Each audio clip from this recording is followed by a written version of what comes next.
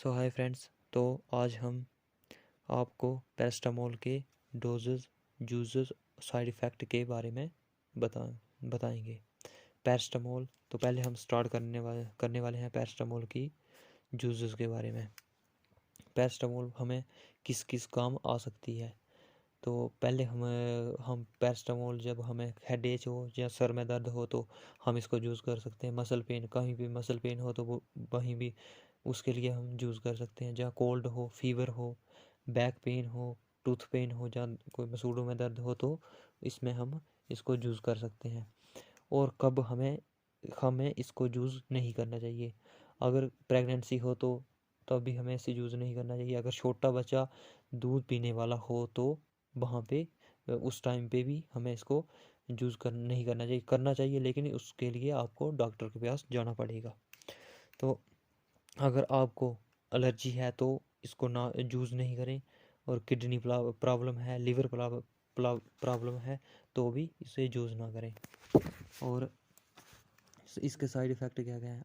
अगर आप इसके साइड इफ़ेक्ट हो सकते हैं आपको स्किन रैशेस हो सकते हैं, स्टोमच पेन हो सकती है, और भी कुछ ऐसे हैं प्रॉब्लम की जो आपको हो सकते हैं। और हाँ, टेबलेट कभी भी बच्चों को नहीं देनी चाहिए। और हमेशा के लिए आपको जो भी दवाई लें आप कभी भी लें, लेकिन आपको खाना खाने के बाद ही लेनी चाहिए। पैरास्टामोल, जैसे आप डिक्लोफिन या पैरास्टामोल कम्बिनेशन लेते हो तो उसके लिए आपको खाना खाने के बाद ही लेनी चाहिए। और अगर आपको बच्चों के लिए दवाई लेनी है तो आप बच्चों को टेबलेट ना दिए, सिर्फ आप सिरप ही पिला सकते हैं बच्चों के लिए। तो बच्चों के लिए अगर आपका बच्चा 6 साल से अंदर है, अगर 6 साल का हो चुका है और जहाँ 2 साल का है, 3 साल का है या 4 साल का है, उसके लिए आपको मैं इस वीडियो में डोजेज़ के बारे में बताऊंगा। आगे अगर आपका बच्चा 6 साल से ऊपर है, 12 तक है, तो उसकी डोजेज़ के बारे में बताऊंगा। अगर आप 12 साल से ऊपर हो या 18 से 20 साल से ऊपर हो तो उसकी डोजेज़ के बारे में भी आपसे मैं बात करूंगा। और बच्चों को कभी भी टेबलेट नहीं देनी चाहिए। अगर आपका बच्चा 3 महीने से अंदर है तो आप डॉक्टर को कॉन्टैक्ट करें और फिर ही दवाई लेनी चाहिए। लेकिन अगर आपको कभी दवाई ऐसे इमरजेंसी में लेनी हो तो ले सकते हैं, नहीं नहीं तो आप डॉक्टर से कॉन्टैक्ट करिए और फिर ही दवाई ले सकते हैं। तो अब मैं आपको बताने जा रहा हूँ कि अगर आपका बच्चा 3 मंथ से 6 ईयर के बीच में है तो उसके लिए कितनी मिलीग्राम की दवाई देनी पड़ती है। तो उस बच्चे के लिए है 120 मिलीग्राम पैरास्टामोल सिरप मिलती है, जो दुकानों में मिल जाती है। जैसे कि कैलपाल हो गई या पैरासिप हो गई, तो ऐसे ही दवाइयाँ आपको दुकानों में मिल जाएंगी, तो आप वो बच्चों को दे सकते हैं। अगर 3 से 6 मंथ के बीच में है बच्चा तो उसको 2.5 में ml आपको देनी चाहिए। आप 24 आवर में 2 बार या 4 टाइम दे सकते हैं। हर मल हर डोजेज़ के बीच का डिफरेंस 6 आवर होना चाहिए।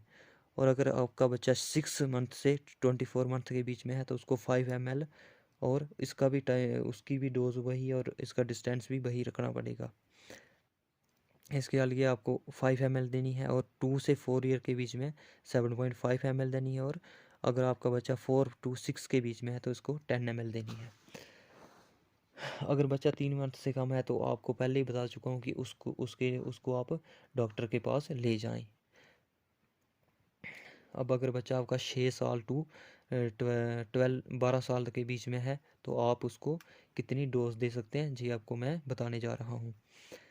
अगर 8 to 6 ईयर है तो आप उसको 5 ml दे सकते हैं, लेकिन इसके लिए 250 मिलीग्राम वाली सिर्फ ले सकते हैं आप मेडिसिन की दुकान से, जहाँ आपको जो डॉक्टर रिकमेंड करेगा तो वो आप ले सकते हैं। अगर 8 to 10 के बीच में है तो उसको आप 7 ml दे सकते हैं। वो भी उतना ही डिफरेंस रख के एक डोज आपने अब दे दी, 6 घंटे के बाद दीजिए। और अगर आप इसको 24 घंटे में 2 या 4 टाइम दे सकते हैं। 10 साल से 12 साल तक आप 10 ml दे सकते हैं। और 12 साल के अंदर आप कभी भी टैबलेट नहीं यूज़ नहीं की है। अगर करनी है तो 10 साल से ऊपर और कर सकते हैं आप।